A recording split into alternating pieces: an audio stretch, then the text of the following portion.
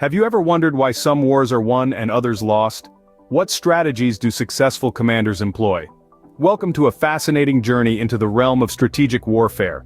We're about to delve into the minds of history's greatest military leaders and uncover the strategies that led them to victory. From the ancient battlefields of Rome to the modern theaters of war, these principles remain as relevant today as they were centuries ago. We'll explore strategies like the polarity strategy, where divisions are created among adversaries, and the death ground strategy, where one fights like a cornered animal when there's no way out. We'll also delve into strategies of misdirection, guerrilla warfare, decoy, psychological warfare, and more. So gear up and strap in.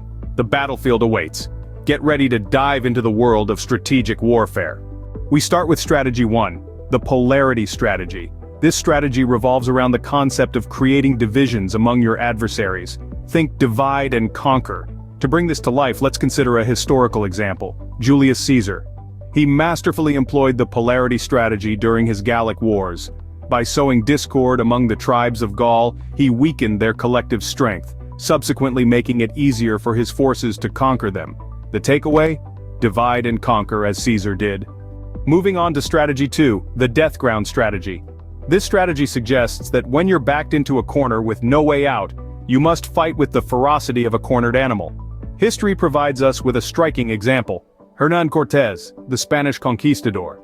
Upon reaching the New World, Cortés burned his ships, leaving his men with no choice but to fight for their survival. When there's no way out, fight like there's no tomorrow.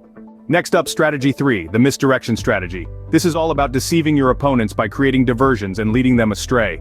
Picture this: the great city of Troy, impenetrable walls, a long and tiresome siege, then a gift, a giant wooden horse left by the Greeks. The Trojans pull it into their city, unaware that it's filled with Greek soldiers.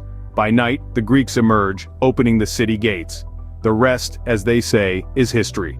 In the art of war, deception is key. Let's explore strategy 4, the guerrilla warfare strategy. This is about embracing flexibility and unpredictability. In war, as in life, circumstances change rapidly.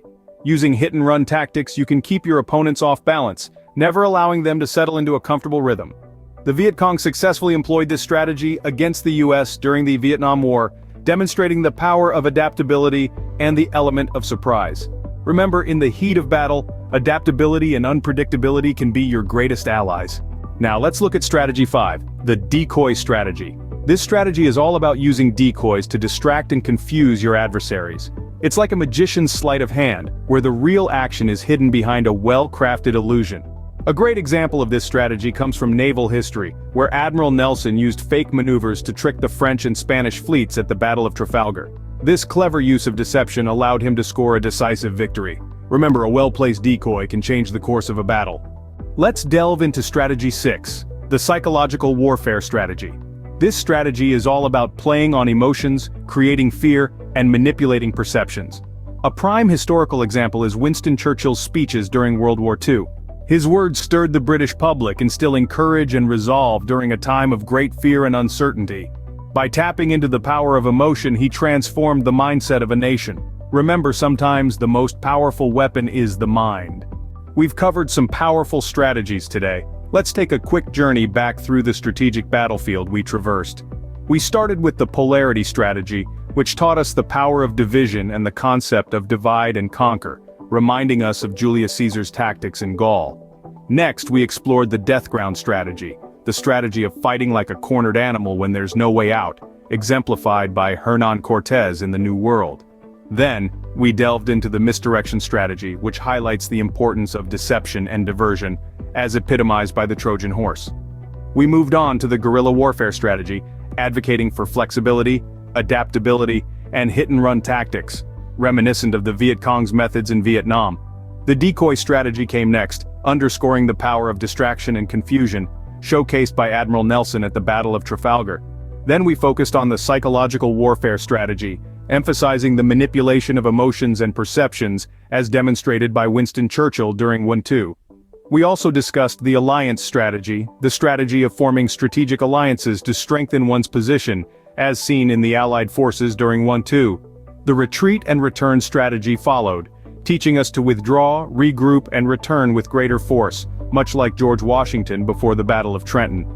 We also delved into the feigned incompetence strategy, the art of acting weak when strong to lure opponents into overconfidence, as used by Hannibal in the Punic Wars. The indirect approach strategy was next, advocating for indirect attacks to avoid strong defenses, as carried out by General Ulysses S. Grant in the Vicksburg campaign. Lastly, we covered the chain of command strategy, emphasizing the importance of a clear hierarchy and discipline, as effectively applied by Napoleon Bonaparte. Remember, these strategies aren't just for the battlefield. They can be used in various scenarios in life. Thank you for joining us today, and we look forward to seeing you in our next video.